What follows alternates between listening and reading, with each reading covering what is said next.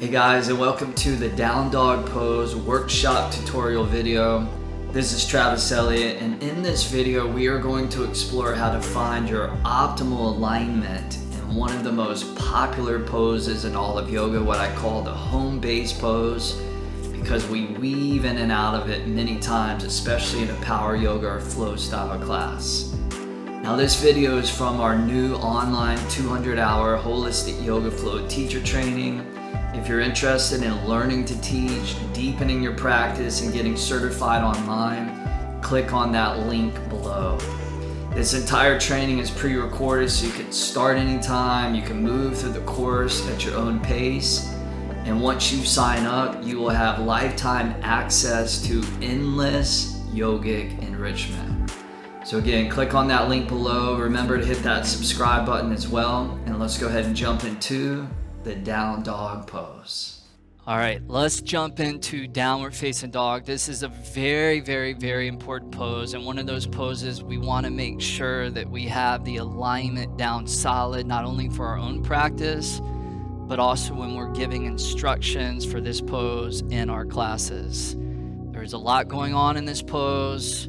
It's pretty sophisticated, so let's start off first by addressing this one question that I get asked quite a bit in teacher trainings, which is, Travis, how do I know how far to have my hands from my feet in downward facing dog? Well, the answer to that question is to start off in plank pose, get that dialed in, and then whatever the distance is of your hands and your feet in plank pose is the same for downward facing dog.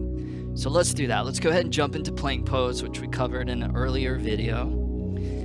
And we'll take maybe 3-4 breaths or so here, just finding the proper alignment. So remember, your shoulders are above your wrist. If that's misaligned right now, then that's going to throw off the alignment of the downward facing dog as well. So make sure you get that set. And this distance that you have right now between your hands and your feet in your plank pose is the exact same distance that you want to have in your down dog.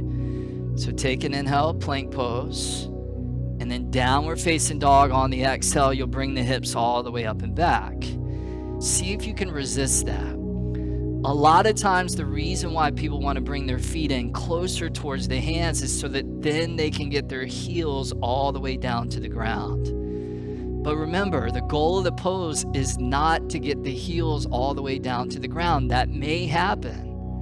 But if it doesn't, that's totally fine. The goal of the pose, and not just this pose, but every pose that we do, is to dial it in to your own unique anatomy.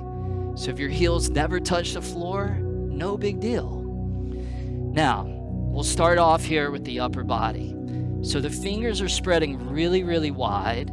We're going to take the indexes here for Georgia. Those are turned slightly in, and we're going to have her bring those more towards 12 o'clock position, so straight forward. Now let's do this, and let's turn it out even more to a 1 o'clock position. So she'll rotate that outward a little bit more. And this is a great cue to give people, especially people that have really tight shoulders. Because one thing that we're looking for in downward facing dog is external rotation through the shoulders.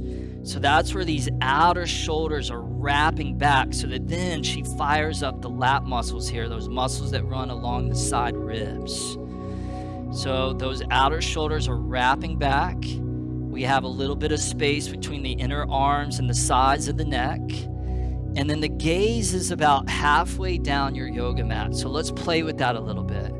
Take a moment and look all the way to the top of your yoga mat, and notice how the front of the throat opens up and the back of the throat compresses. Now let's do the opposite. Look all the way to your belly button, all the way up towards your navel. Now the front of the throat collapses and the back of the neck opens up.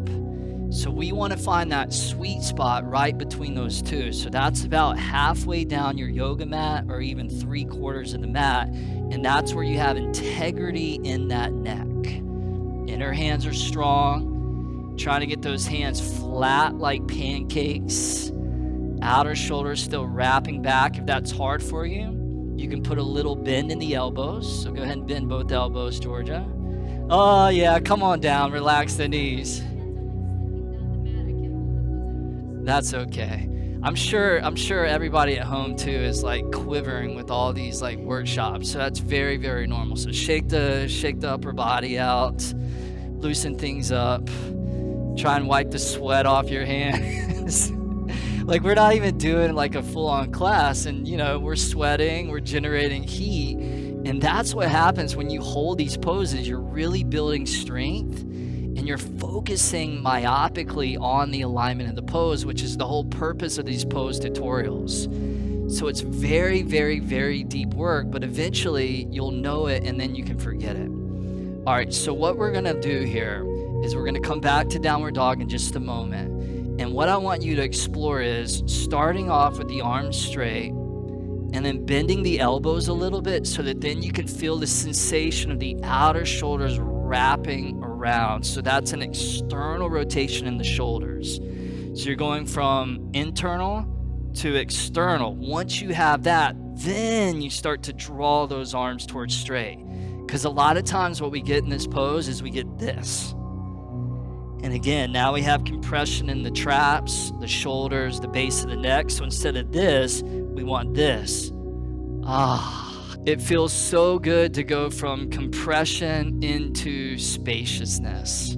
Let's jump back to downward facing dog. And we'll do a quick check to make sure the distance between the hands and the feet is dialed in. So forward to plank pose, upper push-up, shoulders above the wrists.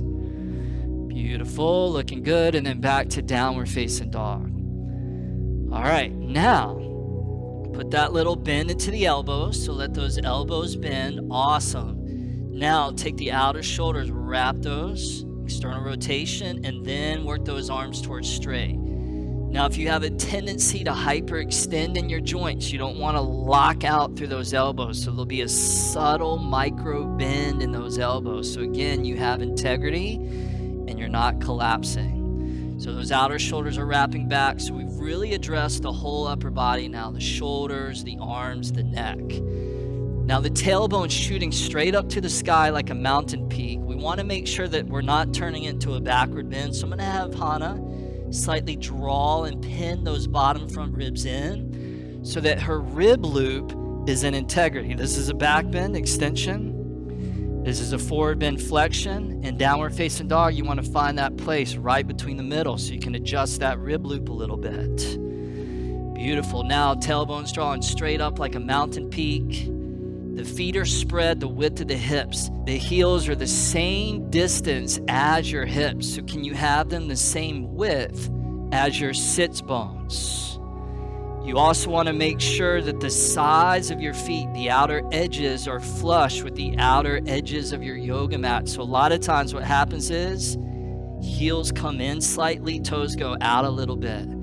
So for a lot of people, we're opening the heels slightly outward so that those outer edges of the feet are flush with the outer edges of the mat. And then you're heavy in the heels. Again, the heels may not touch the ground, totally fine. And then you're light in your toes. Let's take a goodbye inhale there, downward facing dog. And then relax the knees back down onto the mat. And then just relax the upper body a moment. You know, these poses aren't really meant to be held for 5-10 minutes, like a yin pose. But again, you got to build that strength up and it will become second nature. Now, let's address one last thing here, which is what do you do when people are really tight, which is a common thing through the backs of the legs, the hamstrings, and what we call the posterior chain. Two options. One option is to have them bend the knees so that then that relaxes and elongates through the hamstrings so that then they can focus on all this upper body stuff, the arms, the neck, the ribs, the tailbone. The knees bend as much as they need to. And another option is spread the feet wide. So spread the feet to the width of the mat and then also bring the feet in a couple of inches closer towards the hands. Now I know I said earlier in the video that you don't want to do that, but for a modification in the beginning to get people into the ballpark of the pose, that's totally fine. So let's take a quick look at those and then we'll be done. So let's come back to downward facing dog. And we'll imagine that Hana and Georgia are really, really, really tight. Their hamstrings are super, super contracted. So for them, we're going to have them bend the knees. And then as they bend the knees, they can really focus on the hips and the tailbone going up to the sky. So now we get all that length here in the back, especially the lumbar spine. Good. So that's one modification. The other modification is to work the legs back towards straight. Spread the feet the width of the mat. So nice wide stance. And then bring the feet forward about 3 or 4 inches. And then that becomes a nice gentle downward facing dog where the student still benefits from all the upper body stuff, still getting a nice stretch to the back of the body, but yet the intensity of it has been massively diluted. Take one last inhale there, and then exhale, relax, the knees down, come to a comfortable resting position.